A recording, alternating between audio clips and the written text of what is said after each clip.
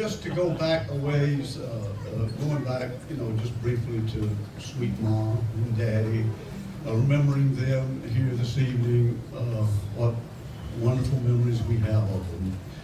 And Clarence and Fred and Doug and John, we remember all of them with appreciation for the wonderful things that they did and the benefits they gave to us and the power they had in our lives. And most recently, the ones who've gone from us, we think about Jack. Jack and I kind of grew up together. Well, we did grow up together. Jack left home early, but we did have a lot of time together. And Jack always was a person, Rick, as you so well know, with a lot of resilience. I mean, Jack could just kind of take things as they came. I mean, sort of day by day, he would do that. I had him on my little television program one time, and he wasn't nervous at all. And I said, Jack, why don't you run for office? No, Buford. He was just always so laid back. Jack had a lot of courage. One dream that Jack had on this earth was to spend his last years living in Chesterfield. He really wanted to do that. That dream was never realized. But I am as convinced as I'm standing up here this evening that there's a portion of heaven called Chesterfield and that Jack lives there. I'm quite sure of it. And then we think of Mary, my little maid, as we call her. Mary and Ma and I spent such happy times together while Mary and I were in high school, just the three of us there during those 3 to 4 years. And those were happy memories that we have, that I have of those times. Some of the happiest memories of my life were in those years that we were there together. Mary was so vivacious and so energetic and the prettiest cheerleader that Chesterfield High School has ever had or ever will have. And she was not shy. I used to every now and then write little plays for Mary and Jerry and I to be in, to entertain a handful of people that might come to the house. And sometimes 2 or 3 people from the neighborhood also would join us, to be in the play. And Mary got a little perturbed with me because about the 3rd play that we did, I was still the star, because I wrote the play. And so she said to me, that 3rd play, when it was over, she said, Buford, I want to tell you right now, if you're going to write another play, and I'm not the star in it, I'm not going to be in it. Well, the time came for that next play to come up, and I wrote a little play, and sure enough, I was kind of the key person in the play. Mary looked at the script before she would even say anything. And then she looked at me and she said, I see I'm not the star. I said, but you have a very good part. She said, I was promised to be the star. And Buford, if I'm not the star, I'm not in it like I told you before. So I did a little rewrite so that Mary could be in there, and she was such a wonderful girl, wonderful sister, so intelligent, so bright, and so giving to others. And then I think of Jerry, my little brother, Jerry, who left us, and Jerry was kind of shy. Now Jerry, as I say, would be in the plays with us, but he didn't really want to be. I mean, he really didn't. He was just a young teenage boy, and he just kind of wanted to be left alone so far as entertaining anybody was concerned. But he would do it. He would be in the plays with us. And I remember a lot of times when Clarence and Sue and Fred and Polly and Doug and Blanche, we all remember them. We remember all of them, certainly the 3 brothers.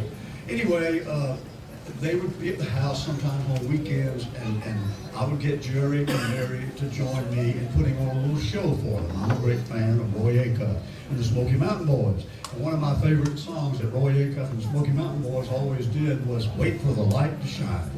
And so I would get Jerry and Mary to join me in that. And again, Jerry didn't really want to do it. But there was a part in there, Bashful Brother Oswald and Roy Acuff's band, when they would say, wait for the light to shine. And there was Oswald with his high tenor voice, shine, shine. And that's what I wanted Jerry to do. So he said, well, I'll try. So we got into the song, wait for the light to shine. And I looked at Jerry and he went, shine, shine. I mean, he really wanted to do it. Jerry was a wonderful, you all who had the privilege of knowing Jerry, know that he was a wonderful, wonderful man. In just about every way you can think of, he was remarkable. And the courage that he had, we have memories, and that's what I'm talking about now, memory lane. And I remember as if it were today, when Jerry had that tragic accident and lost 2 fingers on his right hand. And I marvel today, I marveled then at the courage of my little brother. Did you know, on all those years since that time, I never once heard Jerry complain or use that as a crutch? I never heard him have a pity party. I never heard him say, woe is me, why me? Ever, not ever. Instead of doing that, Jerry just got busy doing well in life, in spite of that terrible accident that occurred to him. And I was just so proud of him. And when he lost Barry, that was another time. You think back on these things. I've been thinking about that this afternoon, about my wonderful family. And when Barry left so suddenly and so unexpectedly, I saw Jerry come through that with courage and faith. Oh, how strong he was. That was my little brother. And then we come to Sally. What an optimistic lady Sally was. She was a treat to be around. And I can remember the times when the hordes of us, large members of our family, would at one time come down here to Jacksonville. And where did we go way back then? We went to Sally's house.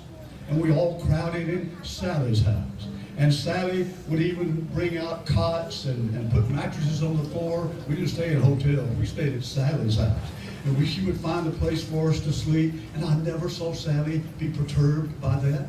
I never saw her act as though she was being taken advantage of. Quite the contrary. She just seemed to relish our being there together. And looking back on it over these many years, I know that the main reason for that was the great love that Sally had for all of us. Sally had some tragedies too. We all know how Johnny left us. We all, of course, have heard now about Larry and his illness. But Sally, through all of that, would come through being optimistic. And so we can rejoice today, all of us.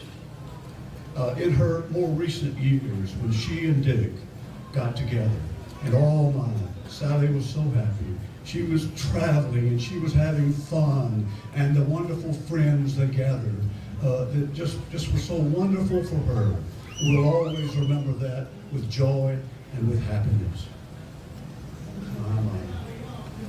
Precious memories, how they linger, how they ever flood my soul. In the stillness of the midnight, precious sacred scenes unfold. And if they were here tonight, I am sure that they would say to us, to say to our loved ones, if this should be the last time that I see you walk out the door, I'd hold you close and tell you that I love you just once more. I'd take the time to say I'm sorry and please forgive me, and it's okay. And then if tomorrow never comes, we won't regret today.